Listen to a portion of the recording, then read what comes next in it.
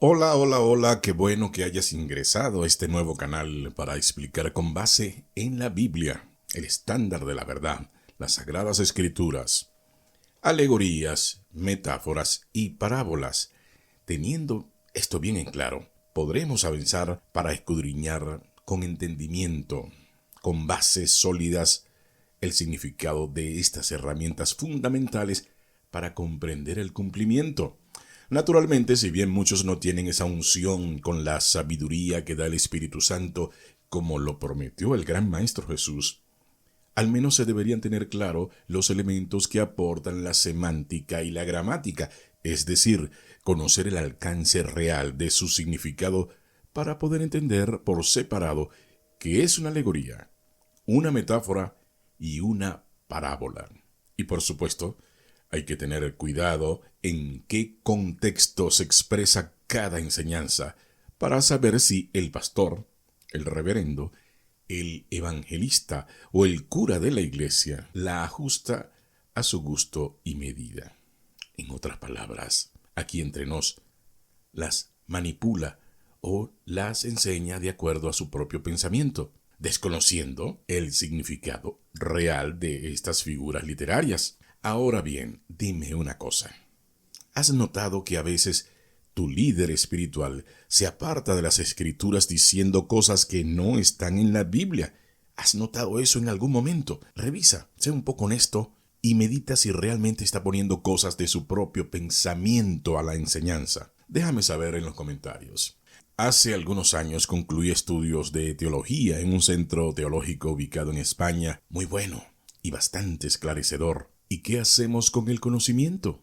Lo compartimos, naturalmente. Esa es la premisa, compartir lo que sabemos, lo que aprendemos en el día a día. Por lo tanto, convertí esa enseñanza en un libro, el cual iremos desmenuzando capítulo a capítulo, luego de esta parte introductoria. Pero vayamos primero a lo que venimos. Empecemos con las alegorías. ¿Qué son las alegorías? Son relatos simbólicos en los que las personas, acciones o cosas representan verdades espirituales o morales. Veamos algunos ejemplos notables.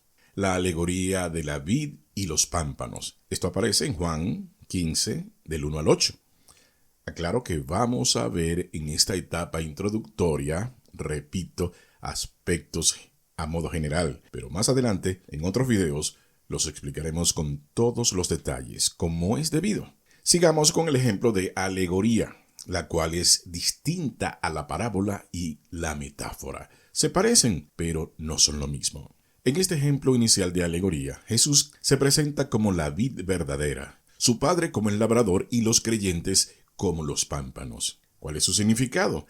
La relación vital entre Cristo y sus seguidores, destacando la necesidad de permanecer en Él para dar fruto espiritual. La alegoría del buen pastor aparece en el libro de Juan, capítulo 10, versículos del 1 al 18.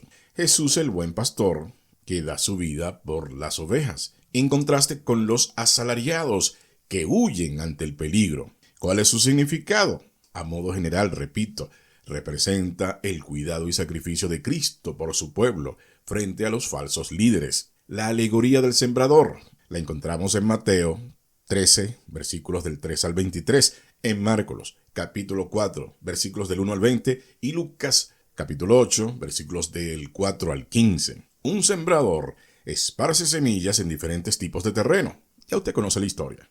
La que cayó en camino, la que cayó en pedregales, en los espinos, en buena tierra. Estoy seguro que ya domina el significado. Sabemos que simboliza el corazón del hombre. Simboliza las distintas respuestas del corazón humano ante la palabra de Dios. Cómo reaccionan algunas personas según sus circunstancias personales. Las respuestas de otras de acuerdo con su convicción, con su fe. Así tenemos la alegoría de los cimientos. También aparece en el libro de Mateo, capítulo 7, versículos del 24 al 27. Dos hombres construyen casas, una sobre roca, firme, rígida, resistente, y otra sobre arena, inestable. El significado creo que se expresa por sí solo. Ilustra la importancia de obedecer las enseñanzas de Jesús para tener una vida espiritual sólida. la alegoría del trigo y la cizaña. Está en Mateo, capítulo 13, del 24 al 30, luego del 36 al 43.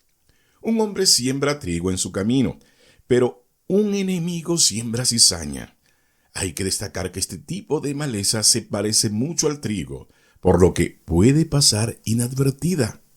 En otras palabras, falsas doctrinas encubiertas como verdades.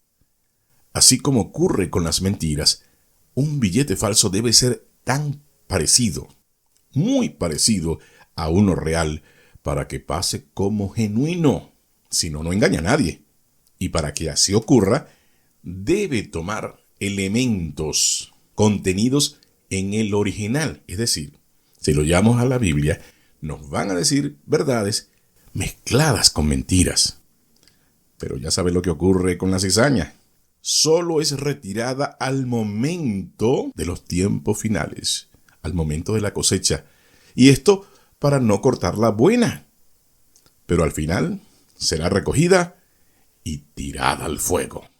El significado representa la coexistencia del bien y el mal disfrazado de bondad.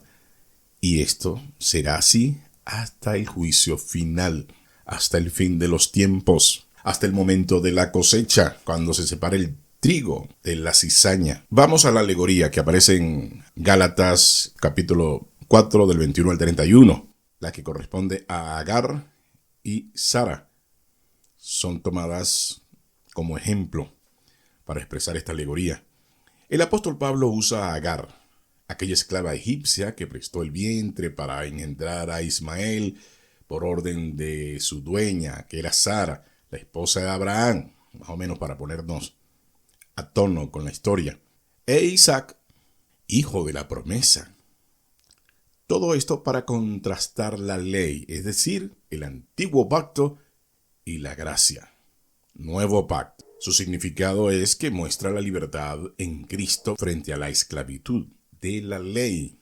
Y así hay otras alegorías, pero a modo de ejemplo para tener una idea clara y seguir avanzando. Está la mujer y el dragón que aparece en Apocalipsis capítulo 12, del 1 al 6. Aquella mujer, símbolo de Israel o la iglesia, que es perseguida por un dragón. Interpretamos que su significado es la lucha espiritual entre el pueblo de Dios y las fuerzas del mal. El dragón, a todas luces, sabemos que hace alusión a Satanás.